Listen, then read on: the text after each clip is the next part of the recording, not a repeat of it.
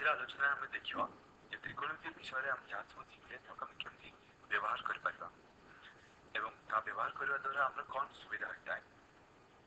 बर्तमान देखले कि आम जिते गोटे समकोणी त्रिभुज नौ जमी कि ए बी सी जो कि कोण बी 90 डिग्री अच्छी आपको जानवाई बाकी अच्छी ए बी सी सी दैर्घ्य एवं कोण ए कोण सी परिमाण सर्वमोट 5टी परिमाण किंतु आम जदि पांचटी परिमाण भितर जदि गोटे दैर्घ्य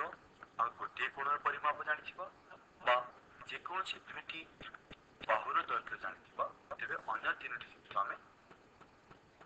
कैलकुलेट हिसाब कर कौन कहली आमको दरकार गोटे बाहुर एवं कोण गोटे कोण गोटे कोण किंबा दुईटी बाहु जो गोटे बाहु कौन कि बाहुर दैर्घ्य केबे देखिबा केते उदाहरण कि यह केमती आमे जानी परिबा प्रथमे देखो गोटे अल्प समय भितर मु वर्तमान कौन कौन शिखिले मु गोटे थर मन पकई दूची आम प्रथम गोटे समकोण त्रिभुज नेले गोटे कोण थीटा भाव कौन माने गोटे कोण तो 90 डिग्री अच्छी बाकी दुईटी कोण भितर